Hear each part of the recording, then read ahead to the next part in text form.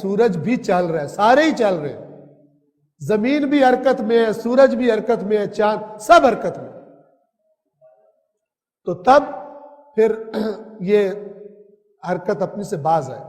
بس یہ دیکھنا چاہیے کہ انسان اندھا دھن کوئی نظریہ اپنا کر، جو نئی بات ہو اس کو اپنا کر پھر کہے قرآن میں یہ لکھا ہوا ہے، اندھا دھن، یہ غلط ہے۔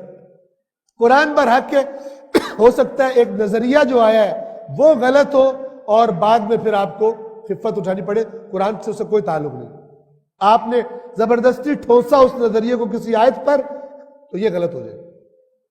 حقیقت کیا ہے یاد رکھیے، حقیقت یہ ہے کہ اس قرآن کو نازل کرنے والا وہی ہے جو اس کائنات کو خلق کرنے والا، لہذا سائنس کی قطعی اور یقینی کوئی بات ہرگز قرآن کی قطعی اور یقینی بات کے خلاف نہیں ہو سکتی، کیونکہ یہ اسی کا کلام ہے جس نے سب بنایا ہے، تو تضاد کیسے ہو؟ توجہ فرما رہے ہیں؟ حقیقت میں یہ غیر ممکن ہے۔ ہاں، مسلمانوں کی کلابازیوں کی وجہ سے یورپ سے متاثر ہو کے ہر چیز ان کی لے لیں اور کوشش کریں کہ قرآن پر اپلائی کریں، اس کو ٹھوسنے کی کوشش کریں، اس مزاج کی وجہ سے خرابیاں ہو سکتی ہیں، ورنہ کوئی خرابی قرآن کے اندر نہیں ہے، کوئی عوج، کوئی کجی، کوئی باطل قرآن میں نہیں ہے۔ اور سورج اپنے مقررہ ٹھکانے کی طرف چلا جا رہا ہے، گویا اللہ نے ہر چیز کی ایک منزل رکھی ہے، جب وہاں پہنچے گی یہ کائنات اللہ تعالیٰ اس کو ختم کر دے۔ اور یہ بڑے غالب آنے والے دانا کی تقدیر ہے، تقدیر یعنی اندازہ، قدر، مقدار معین کرنا۔ ابھی بھی سائنسدانوں یہ بتاتے ہیں کہ سورج کو کئی ملین سال لگیں گے، بجھ جائے گا، لیکن کئی ملین سال کے بعد یہ بجھے گا، چونکہ کم ہوتی جا رہی ہے اس کی انرجی جو مصرف ہو رہی ہے، لیکن وہ اسی کی طرف گویا کہ اشارہ کہ ایک دن آئے گا، بجھ جائے گا۔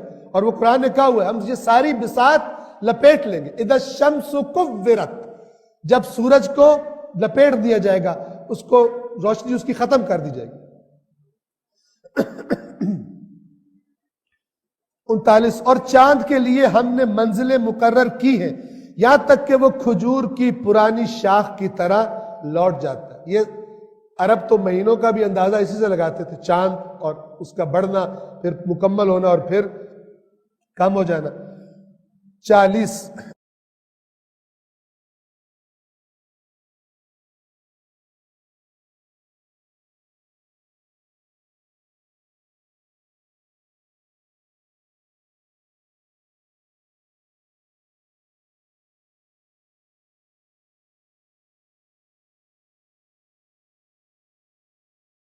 یہ یونانی نام ہے، ان کے خداؤں کے نام ہے اور پتہ نہیں کیا کیا ہے۔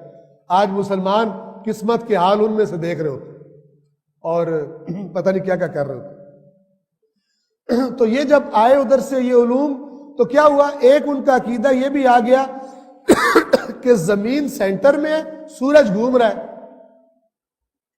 اب جب علوم نے بعد میں ترقی کی اور یہ دریافت ہوا کہ زمین گھوم رہی ہے، سورج درمیان میں ہے، تو اب یہ جو بات تھی اس آیت کے ظاہر سے لگ رہا تھا کہ سورج چل رہا ہے، اب جو بے دین قسم کے لوگ تھے انہوں نے مسلمانوں کا مذاق اڑانا شروع کیا، کس بات پر کہ تم کہتے ہو زمین رکی ہے، سورج چل رہا ہے، تو تمہارا قرآن غلط ثابت ہو گیا۔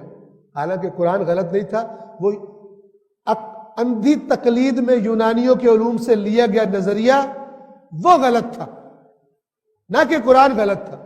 جب کچھ اور آگے بڑھا علم تو پتہ چلا نہیں بھائی، سورج بھی چل رہا ہے، سارے ہی چل رہے ہیں، زمین بھی حرکت میں ہے، سورج بھی حرکت میں ہے، چاند سب حرکت میں، تو تب پھر یہ حرکت اپنی سے باز آئے۔ بس یہ دیکھنا چاہیے کہ انسان اندھا دھن کوئی نظریہ اپنا کر، جو نئی بات ہو اس کو اپنا کر پھر کہے قرآن میں یہ لکھا ہوا ہے، اندھا دھن، یہ غلط ہے۔ قرآن پر حق ہے، ہو سکتا ہے ایک نظریہ جو آیا ہے وہ غلط ہو اور بعد میں پھر آپ کو خفت اٹھانی پڑے، قرآن سے اس سے کوئی تعلق نہیں۔ آپ نے زبردستی ٹھوسا اس نظریے کو کسی آیت پر تو یہ غلط ہو جائے۔ حقیقت کیا ہے یاد رکھیے، حقیقت یہ ہے کہ اس قرآن کو نازل کرنے والا وہی ہے جو اس کائنات کو خلق کرنے والا. لہذا سائنس کی قطعی اور یقینی کوئی بات ہرگز قرآن کی قطعی اور یقینی بات کے خلاف نہیں ہو سکتی، کیونکہ یہ اسی کا کلام ہے جس نے سب بنایا ہے. تو تضاد کیسے ہو؟ توجہ فرما رہے ہیں. حقیقت میں یہ غیر ممکن ہے. ہاں، مسلمانوں کی کلبازیوں کی وجہ سے یورپ سے متاثر ہو کے ہر چیز ان کی لے لیں اور کوشش کریں کہ قرآن پر اپلائی کریں، اس کو ٹھوسنے کی کوشش کریں. اس مزاج کی وجہ سے خرابیاں ہو سکتی ہیں، ورنہ کوئی خرابی قرآن کے اندر نہیں ہے، کوئی عوج، کوئی کجی، کوئی باطل قرآن میں نہیں ہے. اور سورج اپنے مقررہ ٹھکانے کی طرف چلا جا رہا ہے. گویا اللہ نے ہر چیز کی ایک منزل رکھی ہے، جب وہاں پہنچے گی یہ کائنات اللہ تعالیٰ اس کو ختم کر دے. اور یہ بڑے غالب آنے والے دانا کی تقدیر ہے. تقدیر یعنی اندازہ، قدر، مقدار معین کرنا. ابھی بھی سائنسدانوں یہ بتاتے ہیں کہ سورج کو کئی ملین سال لگیں گے، بجھ جائے گا، لیکن کئی ملین سال کے بعد یہ بجھے گا، چونکہ کم ہوتی جا رہی ہے اس کی انرجی جو مصرف ہو رہی ہے. لیکن وہ اسی کی طرف گویا کہ اشارہ کہ ایک دن آئے گا، بجھ جائے گا. اور وہ قرآن نے کہا ہوا ہے ہم یہ ساری بساط لپیٹ لیں گے. اذا الشمس کورت، جب سورج کو لپیٹ دیا جائے گا، اس کو روشنی اس کی ختم کر دی جائے گی.